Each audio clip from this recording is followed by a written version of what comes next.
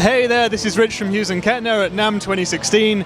I'm delighted to have been joined by our booth by none other than Alastair Greene, our endorser. Alastair, thanks for coming by. Thanks for having me, man. It's good to be here. It's good to see you again, anyway. What we wanted to talk about today was that Alastair has played the TubeMeister Deluxe for the very first time a mere few hours ago.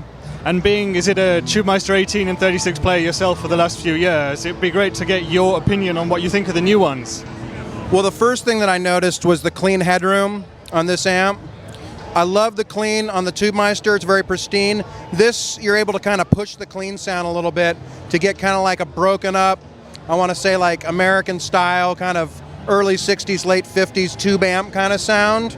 And I really like that because as a blues player, that's a really classic sound. So I really like that. And then whatever it's done, whatever magic you guys did with the tubes and the power section, I don't know, I don't speak that language, but I can just tell that with the dirty channel, that there's just a little bit more kind of girth to it. You know, it's very thick and very clear. And then the lead channel's still screaming, man. I mean, the lead channel on the TubeMeister still, to me, I love, but this just seemed like it just had a little bit more power. I mean, it's only 2 watts more, I guess, the 20, but there's something magical in those 2 watts.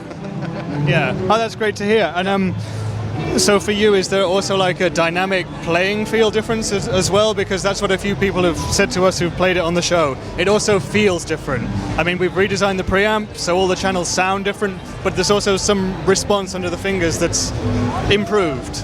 Yeah, well, like especially on the clean channel, what I was noticing is if you dig in, it really brings out the dynamics and you can lighten up and it cleans up. So I did feel that. I want to play it some more. I want to steal this one.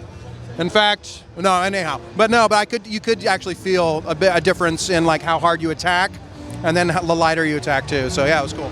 Yeah. And what about the new red box? I know you won't have had a chance to use it yet, but is that something that you can see yourself taking advantage of? Absolutely, because I've actually been doing some more studio work and have been using a little bit of the red box action out of the back. And actually I was doing some rehearsals with a band and we ran the red box for the monitors. So yeah, I mean, there's so many options on these and I feel like I'm still just kind of like dipping my toe in the water. So I mean, I'm just looking forward to keeping on exploring all the different tones and the versatility of your guys' amplifiers.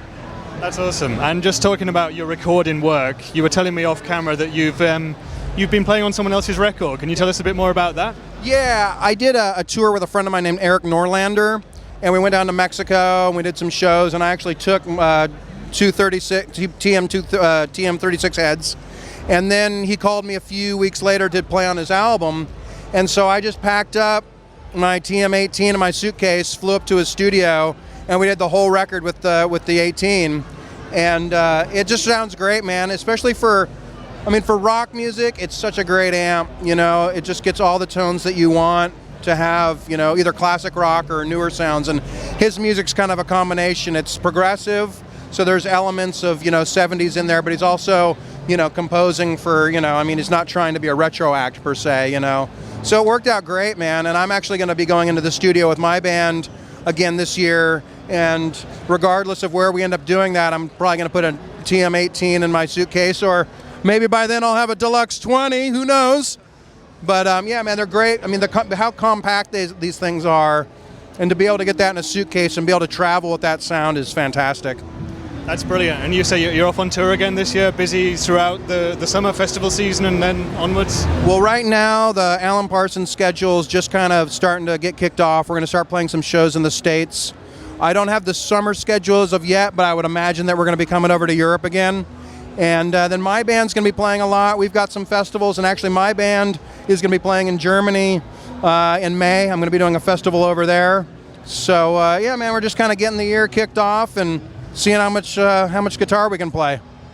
That's awesome. Well, we're really looking forward to seeing you live again.